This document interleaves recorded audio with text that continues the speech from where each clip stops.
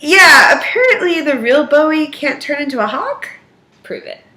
We're not buying it. Prove it. The Sovereign was once a petty supercriminal shapeshifter. Yeah. Who met Bowie in 1972. And I guess they're friends. Yeah, they're friends. Rumor has it that the Sovereign is actually on the cover of Diamond Dogs, which was released in 1974. That's Bowie's 8th album. And he may have also been the woman on the cover of Pinup. She's a little weird looking. Which was released in 1973, Bowie's 7th album. It's all cover songs. The second piece of information we get is that the real power of the guild lies in the Council of 13, not really the Sovereign, and they should be the O.S.I's target. So I guess the Sovereign is more of like a figurehead, like a king. Right. And the Council of 13 is like Parliament. But that's also news to us. Basically, Monstroso had photos of the council in a miniature secret camera he was hiding in his pinky ring. What do you think his wedding ring does? I don't even want to know. And Monstroso identifies Councilman 4, who is the Clue Clown, which we only included because if anything happens to the Clue Clown in the next couple episodes, we're going to know kind of more about where the investors' loyalties lie. Because Brock does tell that to the investors. Right. So we'll see. Thinking that they're the misters. We'll see what they do with that information. So this is as good as a place as any to talk about the investors for a second. If you recall, obviously, they're like the spooky trio of vampire / demon / creeper / the gentleman in Buffy, who once lent money to Conjectural Technologies, and they stole King Gorilla's heart and made Billy put it inside of Monstroso. But, why would they need to grill everyone on board? Are they collecting intel on the guild or for the guild is the question. We have no idea at this point. There's still kind of a mystery. Also, they appear to be shapeshifters. Themselves. Yeah, or some such. Yeah. They can phase through things like Kitty Pryde and walls and floors. So, mysteries. We don't really know what's going on there. The third piece of information is that the guild is anonymous even to each other. Although we did see an episode, the Shadow Man 9 episode, where they're all like walking together silhouettes. So I don't know how that works exactly, but we'll go with it. When Brock starts asking about the investors, that's when Monstroso gets really nervous, and the investors start showing up and get all killy with him. Right, which is why it seems maybe that they're not with the guild, because he talked about the guild like he's like, I'll tell you anything you want to know. But then with the investors, as soon as he starts talking about them, they show up, and they get a little killy. Slightly killy. Now we skip to 4 hours ago in the detention level. Yes, and we see O.S.I Barbie, who is a.k.a. Amber Gold, lets Molotov escape by not searching her eye socket. Yeah. Subaru. Yeah. Amber is voiced by Paget Brewster, who's a TV actress who's done a lot of voice acting. She was Bird Girl in Harvey Birdman, Attorney at Law, and she's done a lot of voices on American Dad. And I really like her voice. And I kind of like her character. She's a little bit, she's like a slightly more independent version of Sally Possible. Yeah. Maul doesn't hurt her, though, which means her and Headshot must be loyal to the O.S.I. Right, because Hunter, we find out, makes her clean house, and she leaves her, Yeah, she's not on the list of trash to be taken out. So Headshot tries to get pervy with the tied up Molotov, which is even grosser, like, the more you think about it. I watched it twice, and I was like, oh gosh, this again. It ends up being his lady, so coincidence. Whose deadly deception is that she wears a wig and is a dishwater blonde instead of a brassy blondish blonde. Did you really think that was real? I guess so. Flipping back to present time, we're at the dry dock again. During questioning, Dean reveals that he was up to some naughty shit in this episode. And he's not sorry. He's certainly not sorry. He makes clear. No, but it does take an orange soda pop to start him talking. I know, and Dr. Fincher was surprisingly nice to him, being like, it's okay, sweetie. I was like, who is this? What happened? Who is this guy? Who's this fatherly guy? It switches back to 4 hours ago again on the shed research level. and they kind of unravel the scene. Dr. Venture is showing Dean around where he was an intern for the O.S.I, which again, we don't remember knowing that about him. No. We think that's new. It's pretty new, I think. And we stumble into the scene from Minority Report. Right. We meet the Primos, a la the precogs from Minority Report, which is a futuristic Tom Cruise movie about these mutated humans who predict pre-crime. Have you seen this? No. Okay. But it seems that these Primos, unlike the precogs, they're just all psychic and stuff. They kind of just seem like a Pez dispenser for the obvious, though. Yeah. There's not... I mean, I guess what was it? Golden Lady Fly Away Boom Boom was actually pretty accurate. Everything else wasn't really a premonition as it was like a statement Look of fact. behind you. Oops, they heard us. Yeah. Also, to note, they were laying in a tub that was shaped... It was V-shaped, like the Venture Brothers V. Mm-hmm.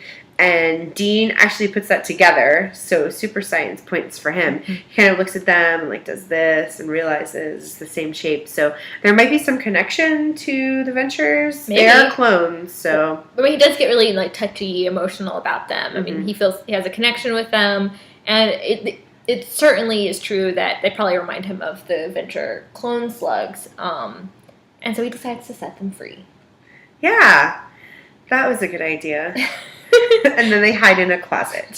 Fun fact, the plastic surgeon who was taking care of the Primos and who performed Hunter's sex change was briefly a part of Sphinx.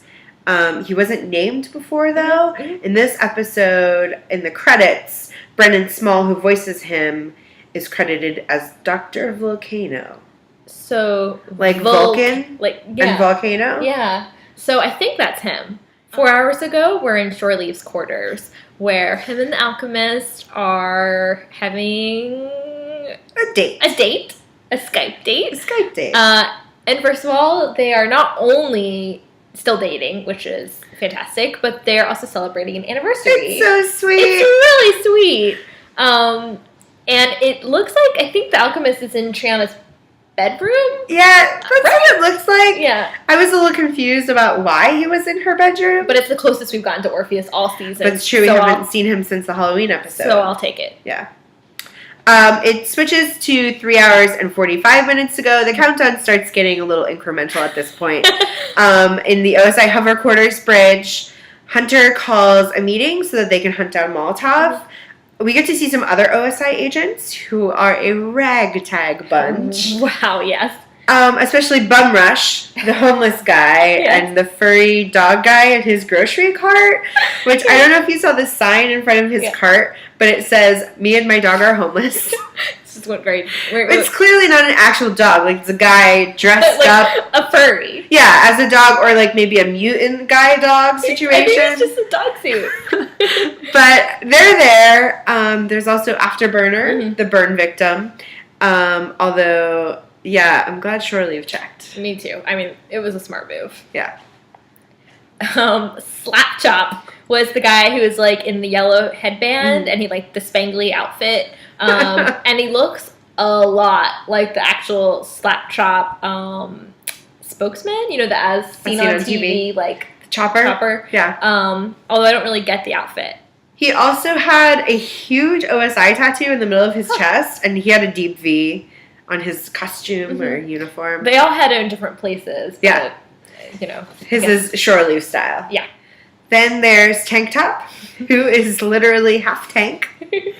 Shuttlecock, who is an astronaut that carries a tennis racket. Like Space Shuttle. Right. And it's, by the way, it's super terrifying. Yeah, it's kind of scary. Tennis racket. And some good old-fashioned wordplay in naming them. John Hodgman made a very brief appearance in this episode. He was Snoopy, the timid, like, first mate who had, like, one line. But Jackson Publick said on Twitter that, like, don't worry, John Hodgman will be back. He might be back as the character he played in the self-medication episode where he was one half of that, like, Twisted Hardy Boys. Dale Hale? Dale Hale, yeah. Meanwhile, Hank, yet again, begs Hunter to join the fray. Will somebody please let this kid fight crime already? We're all bored. Dying for it. Did anyone else think that it was kind of like un-Broxman-like to just get like rolled like that from Monstroso? Shoved under a table and walked all over. Yeah. I feel like Maul is really throwing him off of his game. But he's like he's like 500 pounds. Like I you know. said, he's like a rhino. I know, but I still, like, Brock can usually hang with the best of them. And he's just, like, under this table. I mean, he walked it off. He just got squished a little. We jumped to 3 hours and 30 minutes ago. O.S.I Level C. Shoreleave and Maul have this really great banter that goes on. And it's really fun to watch. Can't wait to see more of it. Yeah, she wipes out his team. She blows up the hovercraft's engines. You know, all New Day's work. The X1, like, slides off of it. I know, I got really nervous. Helper, like, makes a beep boop, boop, boop, as it goes. The saddest beep boop. Yeah, it was really sad. In the OSI nozzle room 3 hours and 30 minutes ago, the nozzle is now calibrating, like, forever in the background. Always calibrating. But who knew we were ever going to see the nozzle again? Wouldn't have ever guessed. No. And unlike Billy, who's, like, kind of petrified by the nozzle, like, Hank rips it out of the wall. Also, Rusty's napping between Hatred's bosom. Yeah, and based on the interaction, it seems like that's kind of a normal thing. Yeah, nobody seems to be fazed by that at all. Nobody sticks Hank in a corner. Nice Dirty Dancing reference, Hank. Yeah. And then Dean sasses him and says, "It's a round room, Hank." Everyone is just, like, collateral damage in Dean's mood swings.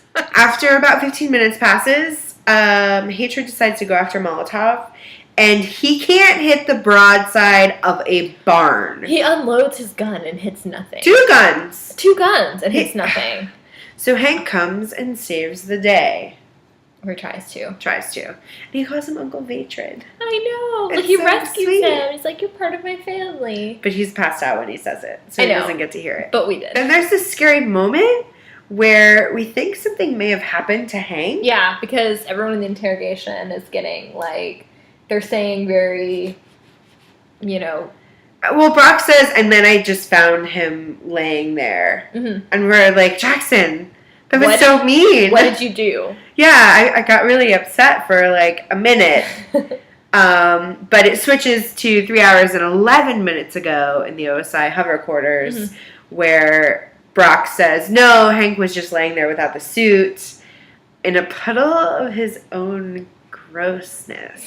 That's all I could think about after that. It was like, she didn't even clean that out. She's just like wet. Clorox wipes in some there. wet wipes in her eye socket too. Ugh. And it can't move his legs, which we were like, oh my gosh, why? But it just turns out it's because they're atrophied because he never takes the damn suit off. Right. You know, yeah. He's been wearing it for weeks. That would do it. It turns out Molotov steals Hank's destiny. She borrows it. She does not return it. It does get thrown into an engine, but... We can't believe how long the strength suit was part of the storyline and how important it ended up being 3 episodes later. I know, that's brilliant. It's completely unexpected. They made it into like a major plot point of the season. I know, and it was very important for her to have it. Although we're really glad it was destroyed because like Molotov plus the strength suit is Too scary. way too terrifying. No. Brock's ship doesn't make it through the hangar door, which was a great visual I gag. know that never happens, but it doesn't make it. You know. Yeah, it always makes it. But Helper saves him with X1. Beep boop boop boop. Beep boop, a victory. Boop boop beep. And him and Maul have an epic battle, mostly off screen. And their dialogue inspired one of the misters to ask if Joe Esterhaz had written it for them. He's the renowned playwright behind Flashdance, Basic Instinct, and Showgirls. Classics. Brock eventually gets the upper hand and is about to throw her into the airplane engine. I know, that's serious. Hunter comes out and is like, whoa, whoa, whoa, stand down. Major twist in the plot. Twist. It was all a test. For Molotov. Hunter wanted her to kill all the double agents in the OSI. Apparently there was like a bunch. Yeah. And he wanted to keep it a secret, obviously, from everyone. But he wants to continue to keep their alliance a secret so that she can be a deep cover infiltrator. So he basically thinks that as long as she's paid more, she'll be a mercenary for them and be loyal to them as long as they pay her more money. Maybe. It seems like that's how her loyalties work. Starting the whole Black Hearts Elimination Agency. Right. That's borderline evil, right? Yeah. She seems to be fine with taking money from anyone and everyone. There seems to be no scruples about that. Right. So I don't know how long this alliance is going to last. We'll see. Although it means that we're going to have a lot more time with her and Brock, which is going to be fascinating. And they have a moment where they mark her as deceased in her O.S.I file. Mm-hmm. So as far as the O.S.I is concerned, she's donezo. And Monstresso is missing, whereas in fact it's the opposite. I didn't notice this the first time watching the episode, but when the real misters show up at the end of the episode and it's oh, big reveal, they ask about the Malostro incident, which harkens back to the celebrity couple name. This week, Kimson was Kimson Colossal Clusterfudge Albert. And the titmouse bird was Brock's voice this week. Mm-hmm. And Shirt Club is an incredibly kick-ass gray gym shirt, emblazoned with the official Office of Secret Intelligence crest and a bullish blue that says, "Find another elliptical skinny, this one's taken." By the way, if you haven't read the Shirt Club descriptions, they're so great. It's all it's worth just They're going. fabulous. It's just worth visiting for that. Worn by a very hunky Patrick Warburton. Yeah, looking good. And I bought the shirt. All right, Ventureroos. Well, that's the end of this episode. It was great hanging out with you and talking about Venture Brothers stuff. Stay tuned. This Sunday at midnight is the new episode. You can find us on Twitter at VeryVentureGirls, GRLS. Mm-hmm. We also have a blog. It's veryventurevodcast.blogspot.com. Or you can email us, veryventurevodcast@gmail.com. Yep. Or see us on the YouTube. We'd love to hear from you. Yes, with ideas, gentle corrections. Yes, we welcome corrections, your thoughts. Theories. We get lots of theories. It's really fun. All right, guys. We'll see you next week. Bye. Bye.